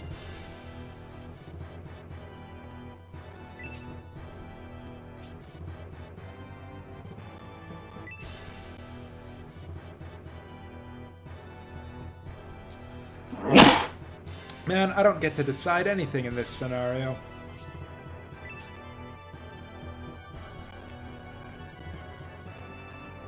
Oh, it's Truthfulness, or whatever her name was. Oh yeah, I'm honestly of the Rogan army.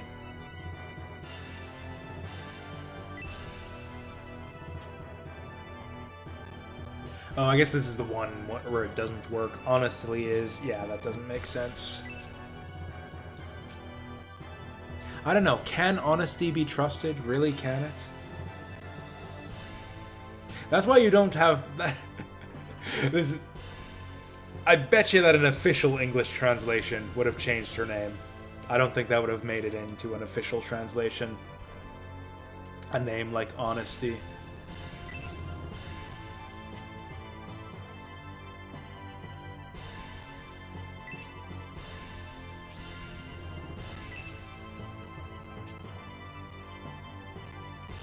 I'm not saying it's wrong or anything. I'm just saying that's the kind of difference that you see. The sort of thing that would be this sort of just weirdness that would be local. That is typically it gets localized away in a lot of yeah, official translations, but that fan translators tend to not mind as much. Again, that sort of constant tension that you have in English translations between fidelity to the original work versus making things palatable and less weird for an American audience.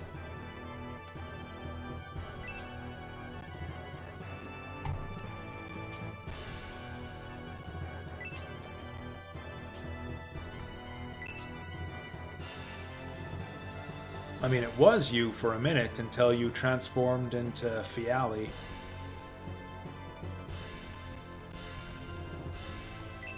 Ah, poor Rogan. Oh god, I hope that doesn't mean that Honesty doesn't join us now.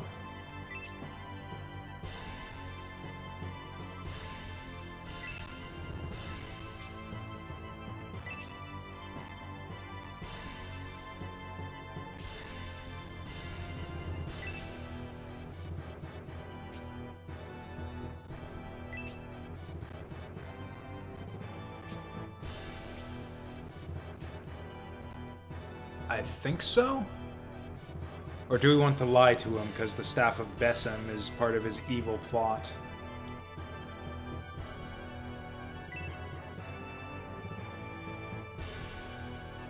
I mean, if I lie here, honestly, I don't know the answer anyway, so this isn't even a lie. I'm pretty sure he did have it, but what the fuck do I know? Aw, man.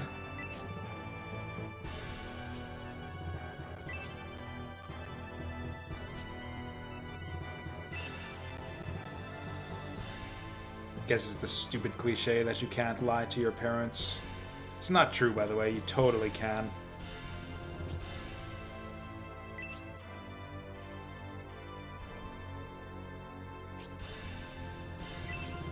Like, it's not good. You shouldn't do it. But they say that parents always know, and they just don't.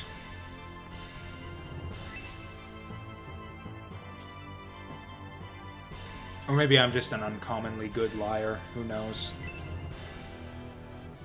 You know, I probably am. I do pretty well as a spy in the Resistance, if any of you guys know board games. It's a sort of a social deduction, hidden traitor type game. I usually do pretty well. So would this halberd not have been... Oh, it would have been... We can still investigate it outside of battle. That is interesting. Is there anything in this one? Cool. I was actually afraid at the end of that battle that I might not have investigated things as thoroughly as I should have. But yeah, we got a chance to redeem ourselves here.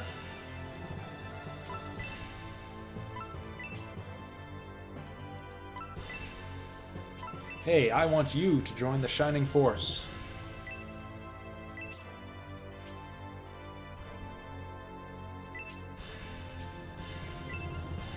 I mean, does the letter say, hey, join Median's party? Because otherwise, I don't give a shit. Oh. Oh. Just double tapped. Well, I guess there's nothing else to do here. Oh, hey, we can wander around outside here, too. This is another map, I was afraid. Oh, maybe there was stuff that I missed. But no, we can inspect all the pillars at our leisure. Oh, the trees, too. This is the one thing. Yeah, the trees, I thought, looked super suspicious. And just, like, the way they're up out of the way there. And there's no reason for them to zip. Like, there's no reason to put, like, a little hole, like, a little thing, like a little corner here with a tree in it, unless you're gonna hide something in the tree. Like, as stupid as it is to expect the player to do that, I've gotten to the stage of Shining Force 3 experience, where it's like I've got a profile in my mind of the designers of this game, and I think it's a reasonably accurate one. I can tell where they're gonna hide the shit. Yeah, this one too. Ooh, and a small one too. The small mithril's the good stuff, really.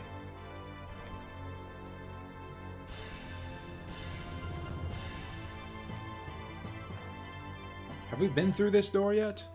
Could we have gone through this door in the, ooh. In the battle? I have one of those already, and also, apparently, I just have too much stuff in general. That really sucks. Yeah, we really struck out with the mithril bow, it looks like. Such garbagey equipment that they're just giving it away to us. Okay, we can give that ring to someone who doesn't have an accessory. Wow, I didn't realize we lost that many people in that last fight. Defense and luck.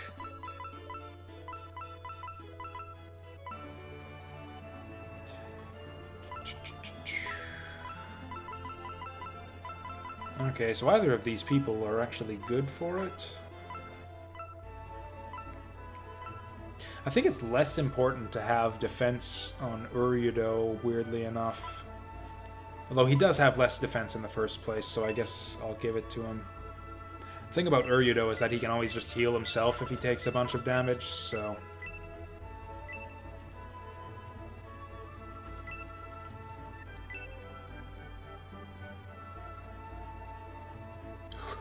By Garvin? I've got to look up who that was. Which freaking idiot thinks that it's a good idea to make friends with the Vandals?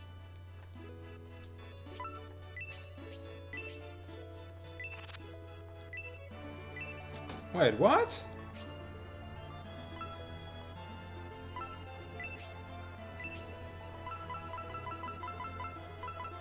Didn't we give it to him and have him equip it?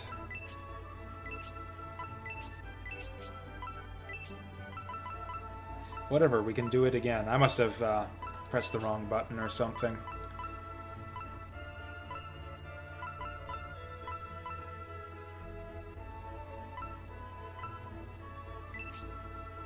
Yeah, I think I pressed B on this screen or something.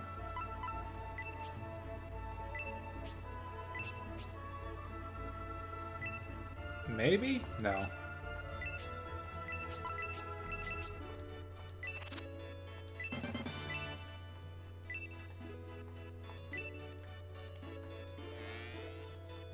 Oh, these are the guys that were, yeah, okay, I know where this is. These guys were blocking the door for me earlier. This door was blocked off earlier, too. So yeah, surely there's goodies inside here, right? And not just a bunch of powdered wig dickheads to talk to.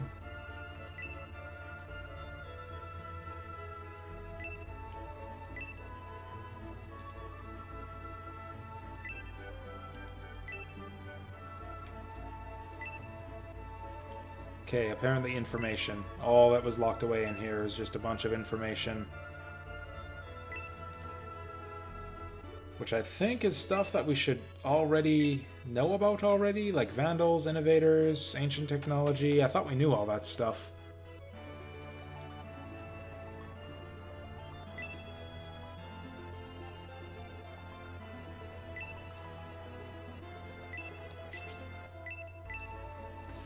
Alright, I think we're done here, if I can actually figure out how to get outside. Like, surely we can just exit through the front door, right? Yeah, because this door they wouldn't let us go through last time. It was all like, oh, that's the way outside. Yeah, that's the way outside. Perfect. Oh.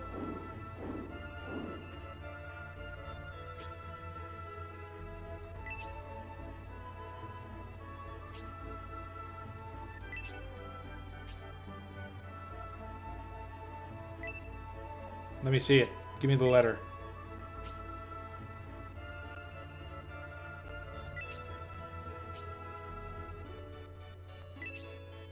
You should consult me about it.